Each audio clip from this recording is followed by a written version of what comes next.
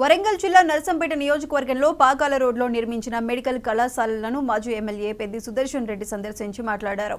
నర్సంపేట నియోజకవర్గ ప్రజలకు జిల్లా హాస్పిటల్గా పేరు ఉందన్నారు. హాస్పిటల్ కళాశాలకు పూర్తి స్థాయిలో అనుమతులు మంజూరు చేయాలని డిమాండ్ చేశారు.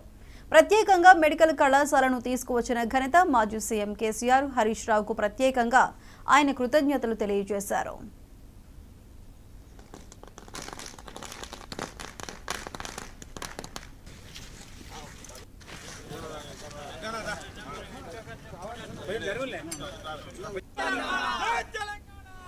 గత బీఆర్ఎస్ ప్రభుత్వం రాష్ట్ర ముఖ్యమంత్రి కేసీఆర్ గారి యొక్క నాయకత్వంలో ఆనాటి వైద్య ఆరోగ్య శాఖ మంత్రి హరీష్ రావు గారి యొక్క నేతృత్వంలో నర్సంపేట నియోజకవర్గ ప్రజలు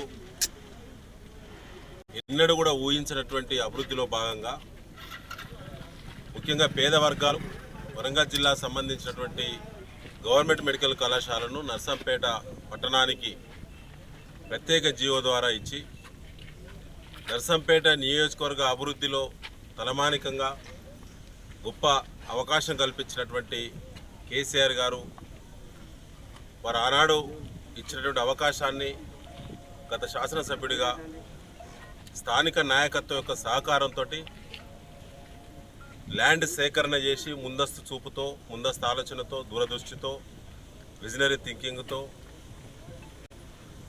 నర్సంపేటలో మెడికల్ కళాశాల రావడానికి బీఆర్ఎస్ పార్టీ కృషి చేసిన విషయం నియోజకవర్గ ప్రజలకు తెలుసు. ఆనాడే వైద్య శాఖ మంత్రి హరీష్ రావు గారిని తీసుకొచ్చి సభ పెట్టి శంకుస్థాపన పనులు ప్రారంభం చేసి మహాద్భుతంగా ఇలా కళాశాల సంబంధించినటువంటి పనులు, నిర్మాణ పనులను కూడా దాదాపు పూర్తి చేయడం జరిగింది. ఇటీవల కాలంలో National Medical Council 2024-25 academic year ప్రారంభించాల్సినటువంటి 8 మెడికల్ కళాశాలల్లో 8కి 8 రిజెక్ట్ చేసిన విషయం ప్రజలందరూ తెలుసు. దిగ్భ్రాంతికి లోనైనాం, చాలా బాధపడ్డాం. అనుమతులు రావా, ప్రొఫెసర్లు, అసోసియేట్ ప్రొఫెసర్లు, మినిస్టరియల్ స్టాఫు, సపోర్టింగ్ స్టాఫు, నర్సులు అపాయింట్మెంట్ చేయలేదు.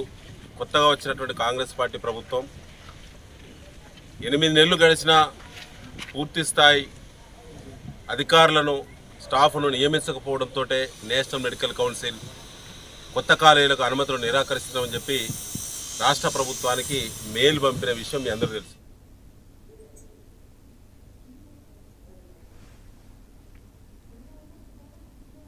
ప్రతి ఒక్కరూ మొక్కలు నాటి పర్యావరణాన్ని